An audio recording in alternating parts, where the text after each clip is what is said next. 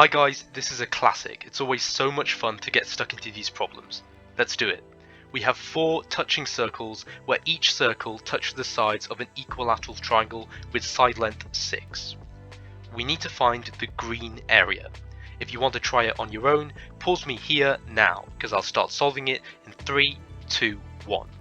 With a circle in every corner and an equilateral triangle, we have lovely symmetry. Let's use it. Using the lines of symmetry, like so, we can split our triangle into 3 equal sections. We want to do this to focus our mathematical reasoning on just the section of the large circle and the small circle. We can bubble back up to all 4 circles at the end. First, the base of our original triangle was 6, and we have half the base here, so it has a length of 3.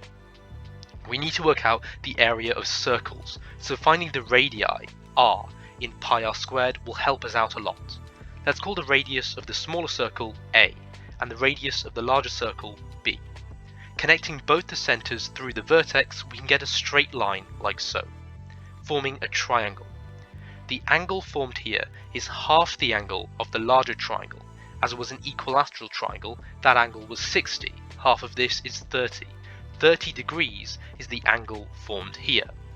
As the circle is tangential to the base, we have a right angle as well. Perfect conditions for a bit of trick.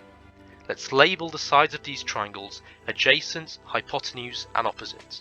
Our hypotenuse is completely unknown, so we can use sine to help us find it.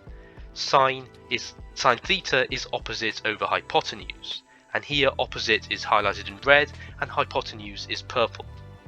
Sine 30 is b over hypotenuse, plugging our values for the angle and b in. Rearranging this, we have hypotenuse is b over sine 30. Now sine 30 is great because sine 30 is just a half, and b divided by a half is just 2b, so the hypotenuse is 2b. Plugging 2b back into the hypotenuse, it's time to do the same with a. This tiny triangle has all the same angles as the triangle we just operated in, so all the lengths must correspond to. The opposite side is a, so the hypotenuse is double, like before, 2a. This is fantastic. We can combine both a's and b's to form an equation. 2b, our large purple side, is made up of a 2a from the section of the triangle we just worked out, an a from the radius of our smaller circle, and a b from the radius of our larger circle. 2b is equal to 2a plus a plus b. Neating this up, 2b is equal to 3a plus b, and b is equal to 3a. b is equal to 3a. Combining both geometries, we've got a really neat equation. Now we just need to find the values of a and b. The triangle we've pulled from the diagram can still help us. Instead of using sine, let's use tan to get our opposite and adjacent sides involved, and work out the actual value of b. Tan theta is opposite over adjacent, so here tan 30 is equal to b over 3. We want b, so let's multiply both sides by 3 to get 3 tan 30 is b. Rearranging this to get the variable on one side or on the left side is b is equal to 3 tan 30. So b is equal to 3 times 1 over root 3, that's the value of tan 30. b is equal to 3 over root 3. Now b is 3 lots of a, it's 3 times bigger, so a is 1 over root 3. Now we've got both the values we needed, a and b, so we can return back to our original problem. We have 3 circles with radii a and 1 with radius b.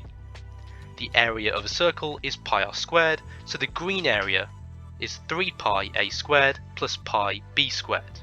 Plugging the values for a and b in, we get 3 pi multiplied by 1 over root 3 squared plus pi multiplied by 3 over root 3 squared.